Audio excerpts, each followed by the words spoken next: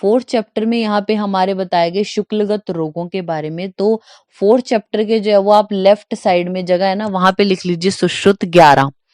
शुक्लगत जो रोग हैं सुश्रुत ने बताए 11 और वाग्वट ने लिख लीजिए 13। सुश्रुत 11, वाग्वट 13। 13 के ब्रैकेट में लिख लीजिए 11 प्लस सिराहर्ष और सिरा उत्पात।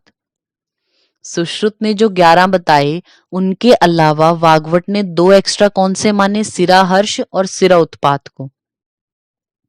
इतना लिखा आपने। फिर राइट साइड में जहां पे चतुर्थ अध्याय लिखा है, राइट साइड में स्पेस आपके पास बचा हुआ है, तो वहां हम आपको लिखवाएंगे कि कौन कौन सी 11 व्याधियां हैं, किसमें कौन सा दोष है और क्या चिकित्सा है। तो सबसे पहले आप लिखिए, फोर्थ चैप्टर में हम आपको लिखवा रहे थे, साइड में आप लिखिए अर्म। अर्म लिखिए और 5 होते हैं अर्म, ऊपर से नीचे की तरफ आपने लिखना है। तो पहला अर्म लिखिए आप प्रस्तारी अर्म, प्रस्तारी। फिर लिखिए अधिमासज, फिर लिखिए स्नायु। अर्म हमारे ये जो शुक्लगत रोग हैं ये हम पढ़ रहे हैं 11 कौन से हैं, तो जिनमें 5 अर्म है। 5 अर्म कौन कौन से, पहला लिखिए प्रस्तारी, उसके नीचे लिखिए अधिमासज, अधिमासज के जस्ट नीचे लिखिए स्नायु अर्म, फिर उसके नीचे लिखिए शुक्ल अर्म, नेक्स्ट लिखिए क्षतज अर्म। 5 अर्म आपने लिखे प्रस्तारी, अधिमासज, स्नायु, शुक्ल अर्म और क्षतज अर्म। ठीक है, अब हम पढ़ते हैं इनके दोष कौन से हैं। तो प्रस्तारी और जो अधिमासज और स्नायु, पहले 3 जो है वो हमारे होते हैं सन्निपातज। प्रस्तारी, अधिमासज और स्नायु ये हमारे हैं सन्निपातज। शुक्ल, व्हाइट कलर वैसे भी कफ की वजह से होता है, तो शुक्ल अर्म हमारा कफज है। क्षत लगेंगे तो रक्त ही आएगा, तो क्षतज अर्म है वो रक्तज है हमारा। तो शुक्ल में कफ दोष है, क्षतज में रक्त है, बाकी तीनों अर्म सन्निपातज हैं। और इन 5 को आगे अटैच करके लिख लीजिए छेद्य, यानी इनको अर्म जो होते हैं उनको कट करके अलग करना है, आपने एक्सरसाइज करना होता है। तो 5 अर्म के आपने दोष भी पता लग गए और चिकित्सा क्या करते हैं वो। उसके नीचे लिखिए, तो 5 हुए डिजीज हमारी। अगली कौन सी है बाकी, जो क्षतज अर्म है उसके जस्ट नीचे लिखिए सिरा जाल और सिरा पीड़िका। सिरा जाल और उसके नीचे सिरा पीड़िका। तो सिरा जाल में दोष है रक्त और सिरा पीड़िका में सन्निपातज। जाल जो है सिराओं का जाल यानी रक्त, सिरा पीड़िका में दोष है सन्निपातज, और ये दोनों भी छेद्य होते हैं। मतलब सिराओं का जाल या सिरा पीड़िका को भी एक्सरसाइज करना है, तो इनमें भी जो चिकित्सा है वो छेद्य है। तो छेद्य हमारी 7 हो गई, कौन सी 5 तो अर्म, सिरा जाल और सिरा पीड़िका, ये 7 हो गई जो छेद्य हैं और दोष हमने आपको लिखवा दिए। उसके बाद रह गई हमारी 4 व्याधियां, वो आप लिखिए शुक्तिका। शुक्तिका के नीचे लिखिए अर्जुन, उसके नीचे पिष्टक, देन ब्लास ग्रथित। शुक्तिका लिखा, फिर उसके नीचे अर्जुन, फिर पिष्टक, देन ब्लास ग्रथित। ये 4 हैं जो, इनमें शुक्तिका में दोष लिखिए पित्त होता है।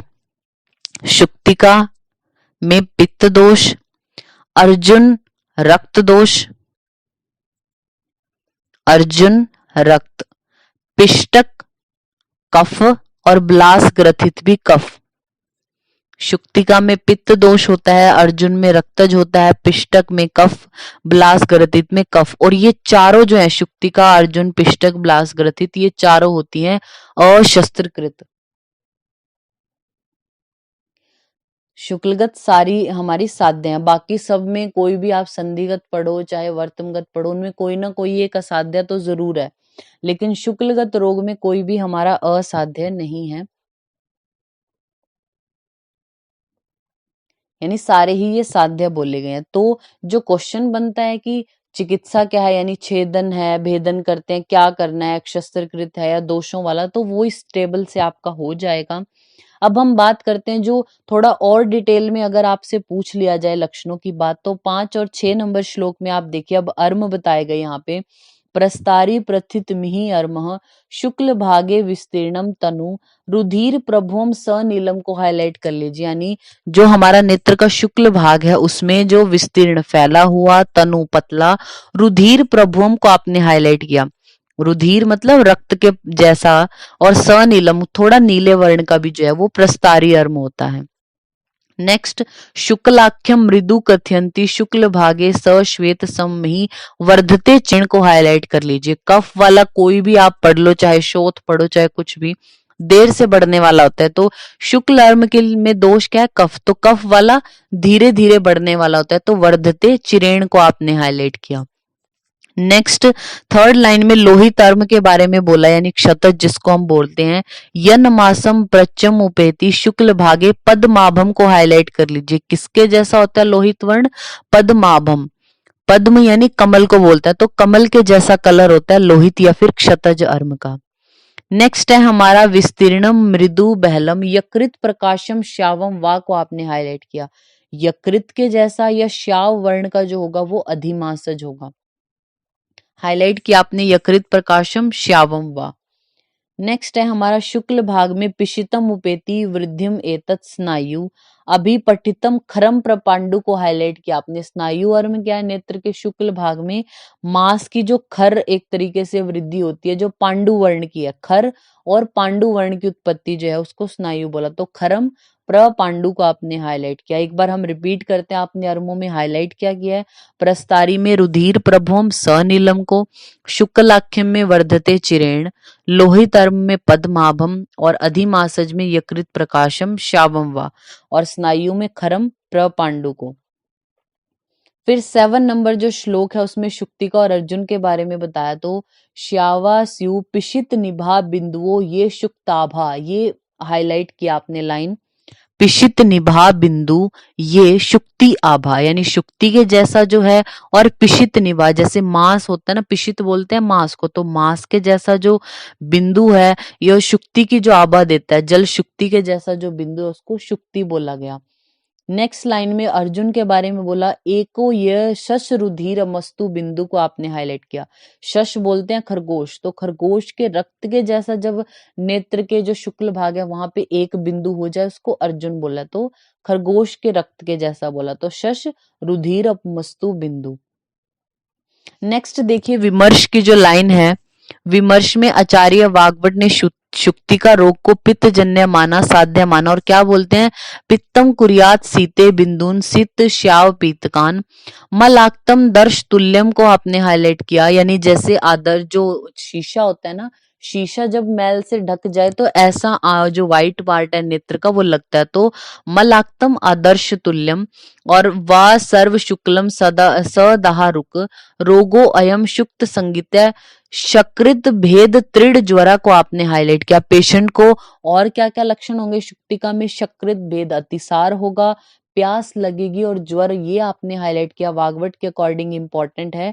तो मलाक्त दर्श तुल्यम और उसमें अतिसार होगा पेशेंट को, तृष्णा होगी और ज्वर, ये शुक्तिका में बताते हैं वाग्भट। नेक्स्ट आता है हमारा 8 नंबर श्लोक है जो, वहां पे क्या बोला गया? पिष्टक और सिराजाल के बारे में। उत्सन्नम सलिल निभो को आपने हाईलाइट किया। सलिल बोलते हैं पानी को, तो पानी के जैसा पिष्ट शुक्ल बिंदु को आपने हाईलाइट किया। पिष्टक में पिष्ट के जैसा, जैसे चावल की जो पीठी होती है उसके जैसा, या फिर जल के जैसा जो बिंदु होता है अगर श्वेत भाग में हो नेत्र के तो उसको पिष्टक बोला गया। 8 नंबर श्लोक में बोला गया सिरा जाल के बारे में। तो जल जालाभम, जाल के जैसा कठिन सिराएं, महान जो सिराएं हैं, सरक्तम संतानम समृतम इव जाल संगीता, यानी नेत्र का जो शुक्ल भाग है वहां पर बड़ी बड़ी कठिन और लाल वर्ण की जब सिराएं इधर उधर फैल जाती हैं उसको सिरा जाल कहा। तो आपने पिष्टक वाली लाइन को यहाँ पे हाईलाइट किया था। नेक्स्ट है हमारा 9 नंबर श्लोक में सिरा पीड़िका के बारे में। तो शुक्लस्था सित पीड़िका, यानी शुक्ल भाग में सित वर्ण की पीड़िका सिराओं से जो आवृत है उसको सिरा पीड़िका बोलेंगे। सेकंड लाइन में कांस्याभो को हाईलाइट कर लीजिए आप। कांस्य जो होता है, कांस्य बर्तन है एक, तो कांस्य के समान जिसमें पीड़िका हो भवंती। सिते अंबु बिंदु को आपने हाईलाइट किया। सिते यानी नेत्र का जो श्वेत भाग है उसमें अंबु बिंदु, जल के बिंदु के समान, और कांस्य आभो, कांस्य की आभा वाली जो पीड़िका होती है, जो एक ग्रंथि सी बनती है, उसको ब्लास ग्रथित बोला। आप पेज के टॉप पर लिख लीजिए, आपको कुछ हम लिखवा रहे हैं।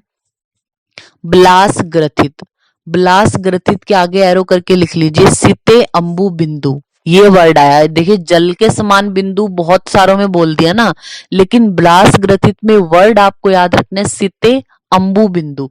सित जो व्हाइट पार्ट है उसमें अंबु का बिंदु बनता है, तो सिते अंबु बिंदु ये ब्लास ग्रथित के लिए आया। पिष्टक में आप लिखिए, पिष्टक के आगे एरो करके लिख लिए सलिल निभ। पिष्टक में वर्ड आया सलिल निभ, मतलब वही है जल के समान, तो सलिल निभ वर्ड आया है पिष्टक में। सिते अंबु बिंदु ब्लास ग्रथित में। शुक्तिका में लिखिए पिशित निभ बिंदु, पिशित यानी मांस के जैसा, शुक्तिका में आया पिशित निभम बिंदु। और अर्जुन में हमने पढ़ा शश रुधिर बिंदु। तो ये हमारा जो 4th चैप्टर है वो कंप्लीट होता है।